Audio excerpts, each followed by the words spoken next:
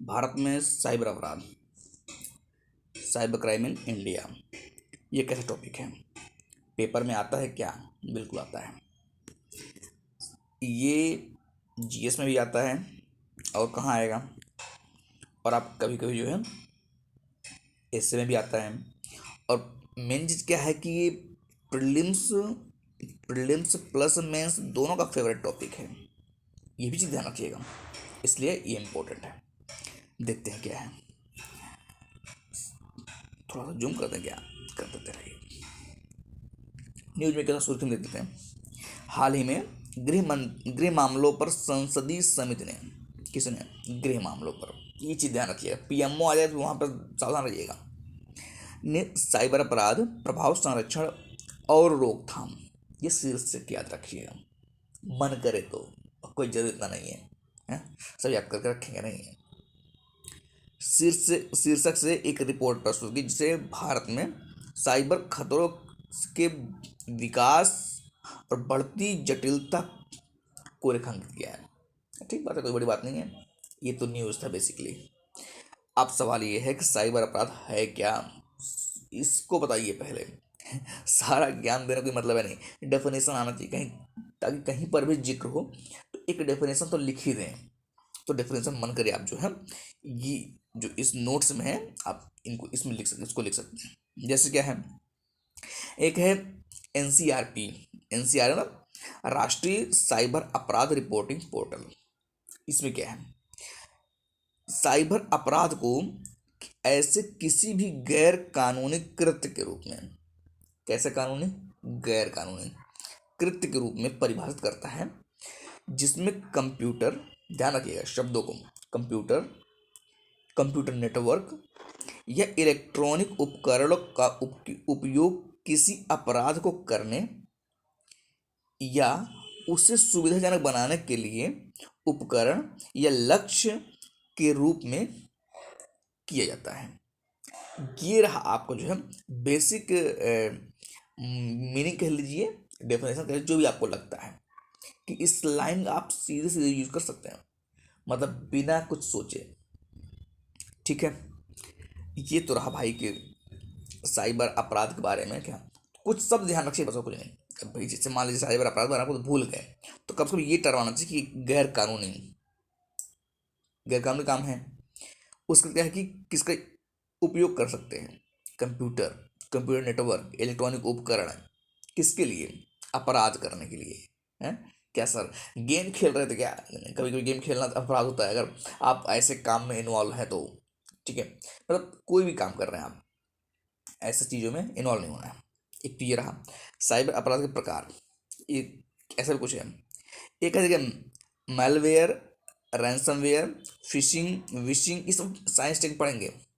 ये सब जो है आप साइंस टेक में पढ़ेंगे, कंप्यूटर साइंस में, या मतलब कि आईसीटीआई जो है वहाँ पर आप जरूर जरूर पढ़ेंगे इसको, है ना। स्मिशिंग, देखिए ना, स्मिशिंग मतलब कहते हैं एसएमएस प्लस फिशिंग, स्मिशिंग हो गया। पहचान की चोरी आज सबसे सामान्य अपराध है, किंतु जैसे जैसे प्रौद्योगिकी विकसित होती जा रही है नए खतरे सामने आते हैं, आ जा रहे हैं। ठीक है, जैसे क्या हुआ डिजिटल अरेस्ट, भाई डिजिटल अरेस्ट ऐसा है, पकड़ के जबरदस्ती तुमको मतलब कि अपने घर में कैद कर देते हैं। ये खेल होता है, पता होगा आपको, नहीं पता होगा कभी डिस्कस करेंगे साइंस टेक वाले टॉपिक से। क्रिप्टो जैकिंग, डीप फेक तो खतरनाक है ना, कंफ्यूज हो जाता है व्यक्ति इसमें। और धोखाधड़ी, है ना, crime as a service, CAS। तो ये रहा कुछ जो है टाइप किसके, साइबर अपराध के। चलो ठीक भाई, एक तो बात समझ में आ गई कि डेफिनेशन क्या है, एक ये बात समझ में आ गई साइबर अपराध के प्रकार क्या क्या है। कुछ काम बनता है अगर आप ये 2 पॉइंट याद किए हैं तो कम से कम कुछ तो लिखेंगे मेंस में ना। बाकी प्रीलिम्स में तो बात ही अलग है, लेकिन मेंस में आ जाता है तो कुछ तो लिखेंगे ना। अब आते हैं क्या, साइबर अपराध में वृद्धि के कारण। साइबर अपराध बढ़ता कैसे है? सबसे पहले क्या है, तीव्र डिजिटल परिवर्तन। अब भाई देखो, तीव्र डिजिटल परिवर्तन, इसमें बहुत बड़ी समस्या आती है। इसमें समस्या क्या है? जैसे मान लीजिए कि एक तो ये है, चलो ठीक भाई, आधार, यूपीआई, डिजिलॉकर हर जगह यूज हो रहा है ना। आपका हर जगह आधार कार्ड लगा हुआ है, आपका हर जगह मोबाइल नंबर भी लगा हुआ है। कहीं से कुछ हुआ, थोड़ा सा इधर डिस्टर्ब हुआ, खत्म कहानी। गया, आपका जो है फ्रॉड हो गया आपके साथ, साइबर क्राइम हो गया। बस थोड़ी सी गलती होती है, बहुत ज़्यादा नहीं होता, थोड़ी सी गलती होती है, और इसके लिए जो है जानना जरूरी होता है। अब जैसे में क्या है कि डिजिलॉकर जैसे पहलों से digital platform high speed connectivity का विस्तार हुआ है। तो इसमें क्या हुआ, जिससे साइबर अपराधियों के लिए अपराध के अवसरों में वृद्धि, मतलब उनके लिए जॉब बढ़ा है। सोचिए पहले कि अभी जब तक आपके पास मोबाइल नहीं था, तब तक क्या था कि आपको पैसा निकालने के लिए कहाँ जाना पड़ता था, बैंक जाना पड़ता था। आप बैंक जाते थे, वहाँ से निकालते थे। जब से मोबाइल आया, अब आप फ़ोन पे यूज करने लगे, आप गूगल पे यूज करने लगे। अब क्या करते हैं कि आपको एक पिन डालना पड़ता है, बस वो पिन किसी तरीके से कहीं पर ट्रांजेक्शन में आपका काम आ जाए लोगों को, जो और वो बड़े एक्सपर्ट होते हैं। ये साइबर अपराध वाले इतने हल्के नहीं होते हैं। वो ऐसा लगता है वो कंप्यूटर साइंस इंजीनियर किए हुए हैं, पर उसका क्या मास्टर भी किए हुए हैं, मतलब इस तरह उनका नॉलेज होता है। तो एक सामान्य इंसान को जो है इसमें इस ट्रैप में मतलब फंस जाता है वो। तो एक पॉइंट ये रहा। दूसरा क्या है, साइबर अपराध की अंतर्राष्ट्रीय इंटरनेशनल लेवल की बात हो रही है ना। इसमें क्या है कि सीबीआई ने इस बात पर प्रकाश डाला है। किसने, सीबीआई जानते हैं ना, तो उसने सीबीआई क्या कह रहा है देखो, कि भारतीय नागरिक को विदेशों में तस्करी करके ले जाया गया है, और उन्हें विशेष रूप से दक्षिण पूर्व एशिया में स्थित विदेशी नियंत्रण वाले स्कैम फैक्ट्रियों से साइबर अपराध के लिए करने के लिए मजबूर। सोचिए कितना दुर्दशा चीज़ है ना, कि मतलब तस्करी करके ले जा रहे हैं विदेशों में, और फिर जाकर वहाँ पर क्या करा रहे हैं, स्पैम स्कैम फैक्ट्री में काम करा रहे हैं। देख रहे हैं ना। और देखो आप खुद देख रही चीज़ को, मतलब ऐसा नहीं कि मैं अपना से बनाकर बोल रहा हूँ अरे ठीक है भाव मारने के लिए, नहीं, या दिखावा करने, स्पष्ट आपने इसमें लिखा हुआ है। तो साइबर अपराध की अंतर्राष्ट्रीय प्रगति एक आप शब्द याद रखिए, मतलब लाइन याद रखिए। आपको मेंस में जब ऐसा कहीं पर लिखने गया साइबर अपराध में वृद्धि के कारण, तो आपको दो तो पॉइंट पता होना चाहिए। सबसे पहला क्या, कि आपको जो है तीव्र डिजिटल परिवर्तन, आज इसमें एक लाइन याद रखिए, एक ही याद रखिए कि साइबर अपराध की अंतर्राष्ट्रीय प्रगति, ठीक है, बहुत बड़ी चीज़ नहीं है। एक लाइन और याद रखिए, ये तो मैं आपको बता ही दिया ना, कि फर्जी ऋण ऐप, कॉल सेंटर है ना, वसूली रैकेट, हर आप समझ लेंगे, और नहीं तो खुद से थोड़ा देखते रहिएगा। एक है साइबर अपराध की संगठित प्रकृति। कैसी प्रकृति, संगठित संगठित प्रकृति। इसमें क्या देखिए, cyber crime as a service से उभरने से साइबर अपराध में प्रवेश की तकनीकी बाधाएं काफ़ी कम हो गई हैं। अब कम तकनीक कौशल वाले व्यक्ति भी डार्क वेब से तैयार उपकरण खरीद कर शक्तिशाली साइबर हमले कर सकते हैं। देख ना, मतलब एक्सपर्टीज नहीं चाहिए अब, ये बहुत नॉर्मल हो गया, मतलब नॉर्मल इंसान भी जाकर के साइबर अपराध में शामिल हो सकता है। बहुत बड़ा इसमें कुछ नहीं है, क्योंकि चीज़ें बनी बनाई मिल जा रही हैं। ठीक है, अब लोग मोबाइल से डीप फेक कर दे रहे हैं, सोचिए मोबाइल से डीप फेक कर रहे हैं, और जब से AI आ गया तब तो और आसान कर दिया है। तो एक मुद्दा ये हो गया।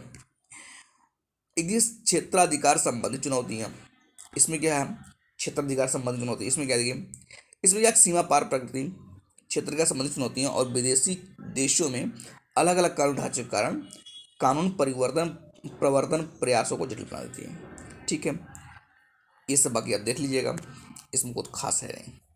एक पॉइंट ये देखिए कि आपराधिक तरीकों का विकास मतलब ये तरीका विकास कर रहा है, आपराधिक तरीका विकास कर रहा है। इसमें क्या है, अपराधी अपनी पहचान छिपाने के लिए VPN, पता ही होगा आपको, है ना, थोड़ा सा भी समझदार नहीं, VPN जानते ही होंगे, वर्चुअल प्राइवेट नेटवर्क, है ना, बुलेट प्रूफ होस्टिंग, विकेंद्रित भंडारण, और क्या, ब्लॉकचेन, ये सब आप सुने होंगे। तो इनका सोचिए सोचिए इनको जब विकास ज़्यादा हुआ, मतलब ज़्यादा चीज़ें आ गई, तो बढ़ गया ये व्यापक स्तर पर एनक्रिप्शन। एनक्रिप्शन और समझते ही आप, आपको व्हाट्सएप वगैरह सब दिखता ही होगा, एनक्रिप्शन, एनक्रिप्टेड चीज़ें, एंड टू एंड एनक्रिप्शन और सुरक्षित प्रोटोकॉल की उपयोग से नई तकनीकों जैसे 5G, बिल्कुल सही बात है, OTT सुने ही होंगे, OTT ऐप्स सब जानते ही हैं, के आगमन से कानूनी निगरानी और भी जटिल हो गई है। ठीक है, तो ये कुछ पॉइंट। अच्छा, और इसका एक और पॉइंट है, एक ध्यान रखिएगा। देखिए इतना पढ़े रहेंगे, कुछ ना कुछ एग्जाम में लिखेंगे, कुछ पता ही नहीं रहेगा तो कुछ नहीं करेंगे। कानूनों में विद्यमान कमियां, इसमें क्या है, सूचना प्रौद्योगिकी अधिनियम में विद्यमान खामियां, IT मध्यस्थों की जवाबदेही का अभाव, कम दंड, कमजोर शिकायत निवारण और प्रशिक्षित साइबर विशेषज्ञों की कमी आदि न्याय सुनिश्चित करने में बाधा उत्पन्न करते हैं। वो सिंपल सी बात है, इसमें कुछ खास है नहीं। ठीक है, अब आता है कि साइबर अपराध में वृद्धि का प्रभाव क्या है। अगर साइबर अपराध बढ़ रहा है तो उसका मतलब प्रभाव क्या है, जरा ये भी कुछ पॉइंट देख लेते हैं। देखिए, पहला पॉइंट क्या है कि आर्थिक हानि। अब यहाँ पर देखिए प्रभाव आ रहा था आर्थिक, इस शब्द याद रखिए आर्थिक। जब आप मेन से क्वेश्चन देखेंगे ना आपको खुद लगेगा कि इसमें आर्थिक आएगा, राजनीतिक आएगा, सांस्कृतिक आएगा, भौगोलिक आएगा, पर्यावरणीय आएगा कि नहीं आएगा, खुद दिख जाएगा। इसलिए इसमें आर्थिक दिख रहा है। क्या है इसमें आर्थिक में? वर्ष 2019-2024 के बीच साइबर अपराध के कारण भारत को 31,500 करोड़ रुपए से अधिक का नुकसान हो दे रहा ना, भारत का नुकसान हो रहा है। किसके किसके बीच? 2019 से 24 के बीच, ठीक है ना। तो एक पॉइंट याद रखेंगे हुआ। और अधिकांश अपराध वित्तीय प्रकृति, कैसे? यूपीआई, मैंने बताया होगा ना, यूपीआई थोड़ी सी पासवर्ड गलत हुआ, थोड़ा सा कुछ इधर हुआ, गलत हो गया। क्यूआर धोखाधड़ी, मतलब कि पता चला ये सब आप कई चीज़ें ना आप सोशल मीडिया देखते होंगे। साइबर अपराध कई चीज़ आपको जो सोशल मीडिया से दिखती होंगी। और एक जो डीप फेक, सिम स्वैप, ये सब जो है इसके नुकसान है। तो एक तो हो गया आर्थिक हानि। उसके बाद क्या है, एक पॉइंट और देखिएगा, महत्वपूर्ण अवसंरचना के लिए खतरे।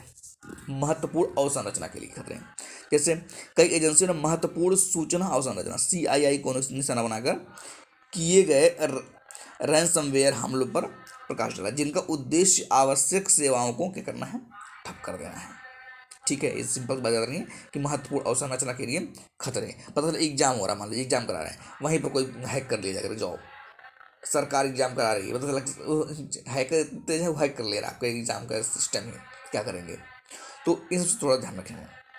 उसको क्या है कि सामाजिक और मनोवैज्ञानिक प्रभाव है। देखिए ये बहुत बड़ा टर्म है, जान लीजिए, ये बहुत इंपॉर्टेंट टर्म है। सेक्सटॉर्शन, साइबर स्टॉकिंग और डीप फेक के शिकार लोगों को आघात, सामाजिक अलगाव और यहाँ तक कि आत्मघाती प्रवृत्ति का भी सामना करना पड़ता है। ठीक है, मतलब लोग यहाँ पे सुसाइड तक कर लेते हैं। ये पॉइंट ध्यान रखिएगा।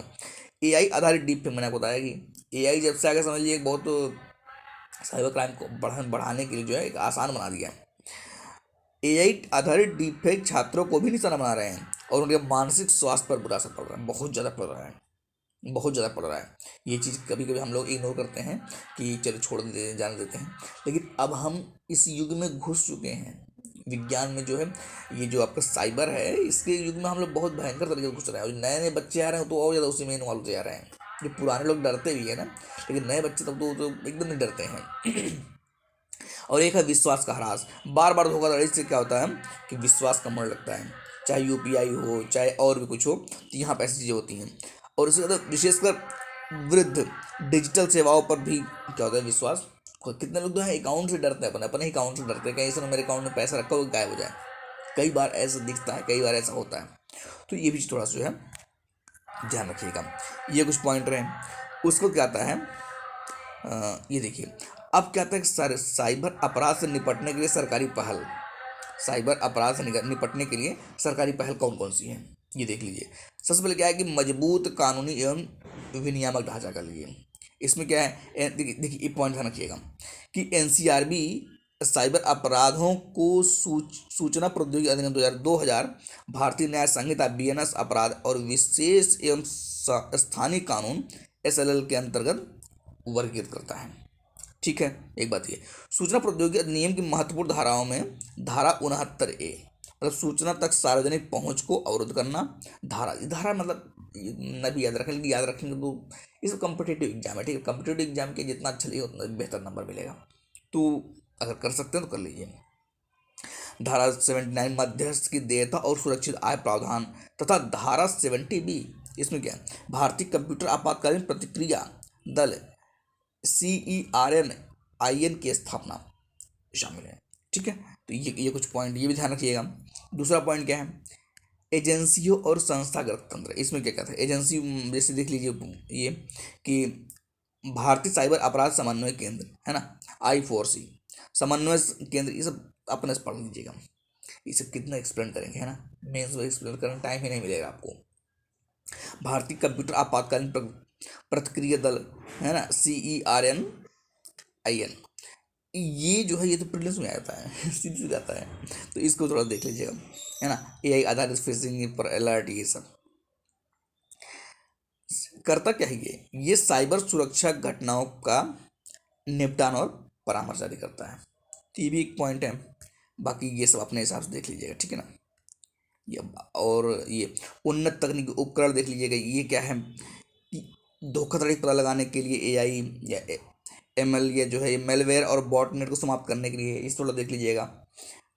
बाकी ये देखिए एक ये है सहयोग पोर्टल, अंतर एजेंसी और अंतर्राष्ट्रीय सहयोग, ठीक है, एक चीज़ देख लीजिएगा। बाकी जन जागरूकता में साइबर दोस्त, है ना, RBI कहता है जैसा अभियान, ये पॉइंट आपको यूज करने लायक है मेंस में, कि जन जागरूकता साइबर दोस्त RBI कहता है। एक ये देख लीजिएगा, स्कूल और विश्वविद्यालय में साइबर साक्षरता, निवेशकों के लिए सेबी का निवेश शिविर, ये सब कुछ योजनाएं हैं, तो इससे थोड़ा ध्यान रखिएगा। बाकी आगे की राह में क्या है, आगे की राह में कुछ करना है क्या, आगे की राह में, आगे की राह में देखिए क्या करेंगे, CBI को सशक्त करिए, CBI थोड़ा सा और जो है एक्टिव है इस चीज़ों में।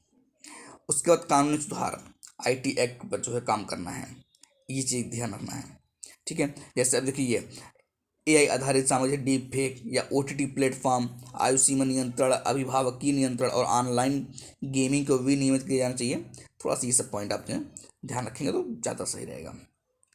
बाकी ये देख लीजिए मध्यस्थ जवाबदेही, बहुत इंपॉर्टेंट है ये, है ना, कि भारत में कार्यरत प्लेटफॉर्मों अनिवार्य पंजीकरण, स्थानीय शिकायत निवारण अधिकारी की नियुक्ति, त्वरित कंटेंट हटाने की व्यवस्था होनी चाहिए। बात, जब कोई चीज़ गलत हो रहा हो या कोई कंटेंट गलत लग रहा हो तो तुरंत हटाना चाहिए ना, जब तक वो एकदम पूरा वायरल नहीं हो तो हटा नहीं सकते, ये मतलब हटा ही नहीं पाते हैं, इतना कभी कभी लो हो जाता है सिस्टम, तो इसके थोड़ा ध्यान रखना है। बाकी सहयोग पे काम करना चाहिए, तकनीकी उन्नयन पे काम करना चाहिए, है ना, AI ML पे, और उसके बाद डेटा सुरक्षा पर ध्यान देना चाहिए, है ना।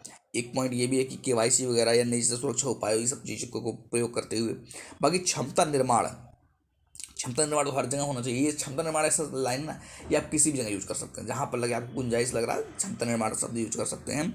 जैसे पुलिस, अभियोजकों, न्यायपालिका और छात्रों को साइबर सुरक्षा में प्रशिक्षित करना, फॉरेंसिक प्रयोगशालाओं और VR आधारित प्रशिक्षण का विस्तार करना, जैसे वर्चुअल, है ना, ये सब चीज़ थोड़ा ध्यान रखना है। उसको जन जागरूकता बहुत इंपॉर्टेंट है। जन जागरूकता तो बहुत बड़ी समस्या है, सही बताएं, मतलब हो ही नहीं पा, जन जागरूकता करा ही नहीं पाते हैं, बहुत स्लो हो रहा है, पता ही नहीं चल रहा है कि कैसे कैसे काम हो रहा है। जैसे जब तक समझ में आता तब तक चीज़ें गड़बड़ हो जाती हैं। तो एक पॉइंट है। बाकी अन्य सुर्खियों में ये देख लीजिए मन करे, क्योंकि ये प्राइवेट, ये जो प्रीलिम्स में लिए आ सकता है, सेबी का साइबर सुरक्षा और साइबर लचीलापन ढांचा, ये देख लीजिए, अपने से ही याद कर लीजिएगा, ठीक है। तो मेन चीज़ क्या है कि इतने बड़े आर्टिकल में आपको बस वो पॉइंट ध्यान रखना है जो कि आप मेंस में लिख सकते हैं या प्रीलिम्स के लिए इंपॉर्टेंट है, बाकी सब तो कुछ कर नहीं सकते हैं, सब रटेंगे तो हो चुका, फिर तो रटते रह जाएंगे ज़िंदगी भर, हैं। तो ये रहा कुछ पॉइंट, मुझे लगता है कुछ समझ तो आया ही होगा। बाकी आज के लिए रखते हैं, फिर मिलेंगे नेक्स्ट।